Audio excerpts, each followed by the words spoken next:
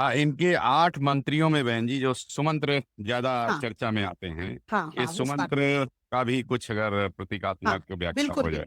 प्रतीकात्मक है। सुमंत्र, आप जानते हैं सुमंत्र का मतलब, सु अर्थात श्रेष्ठ, मंत्र जी अर्थात मंत्रणा। तो जो शुद्ध मन होता है, दशरथ के मंत्री है ना, सुमंत्र दशरथ के मंत्री हैं। दशरथ, जी दशरथ अर्थात शुद्ध शांत स्थिर मन। तो शुद्ध शांत स्थिर मन अपने भीतर ही अनेक प्रकार की श्रेष्ठ मंत्रणाओं से युक्त होता है। उसमें नाम है दृष्टि, जयंत, कई 7 नाम तो वो है, 8वां नाम सुमंत्र है। तो उन 7 का भी कोई ना कोई अर्थ है। और सुमंत्र का अर्थ है कि शुद्ध मन को, शांत मन को बाहरी मंत्रणा की आवश्यकता नहीं नहीं होती है। वह अपने भीतर ही श्रेष्ठ मंत्रणा से युक्त होता है। जितने भी पात्र हैं, ये ज्ञान की के एक एक स्टेप को मानवीकरण कर दिया गया है, ज्ञान के एक एक स्टेप का। अगर अयोध्या है तो, अगर अयोध्या युद्ध रहित स्थिति है तो उसका भी मानवीकरण कर दिया गया है। अगर अंदर की भीतर की श्रेष्ठ मंत्रणा मन के भीतर विद्यमान है तो उसका भी मानवीकरण कर दिया गया है, सुमंत्रणा। अंदर की स्फूर्णा है जिससे प्रेरित होकर हमें काम करना है, उसका भी मानवीकरण कर दिया गया है विशेष रंग के रूप में।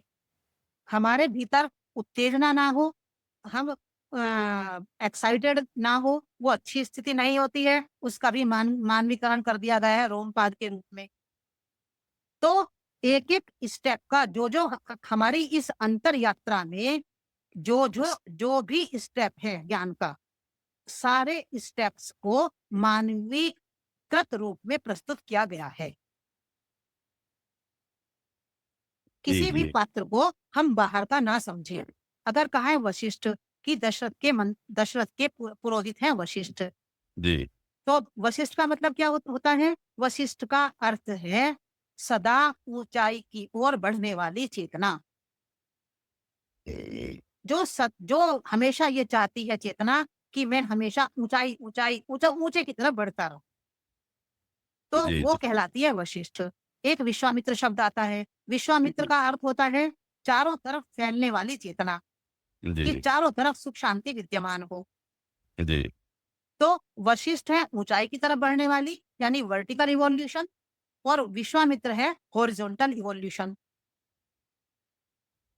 तो जी जी जी मुख्य जो बिंदु है वो है शुद्ध मन।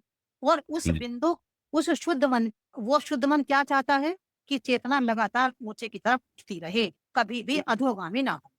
जी तो उसकी जो ये ऊंचाई की तरफ उठने वाली इच्छा है, वशिष्ठ से वशिष्ठ का है, वो ये कहती है कि हाँ हाँ बिल्कुल, आप अश्वमेध यज्ञ करो,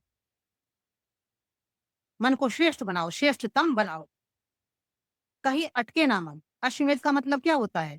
भौतिक स्थिति में कि घोड़े को कोई पकड़े ना। और आध्यात्म की स्थिति में इसका क्या होता है कि कोई भी बात मन को ना पकड़े, मन चिपके ना किसी भी बात से।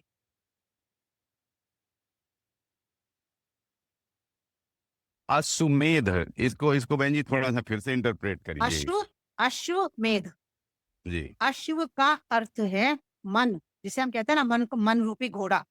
अश्व तो है मन, और जी मेध का अर्थ होता है, संस्कृत में एक धातु है मेध। मेध का मतलब है मेध्य बनाना, श्रेष्ठ बनाना। जी मन को, मन रूपी घोड़े को श्रेष्ठ बनाना। जी तो जी उसका उसका जो बाहरी भौतिक अर्थ में जो उसका प्रतीक है वो है अश्वमेध कर्क। अश्वमेध यज्ञ करो अर्थात अपने मन रूपी घोड़े को श्रेष्ठतम स्थिति में लेकर जाओ, पवित्र बनाओ, पवित्रतम बनाओ। जी मेधा, एक मेधा, मेधा शब्द तो बुद्धि बस, की स्थिति में हाँ, जाता है।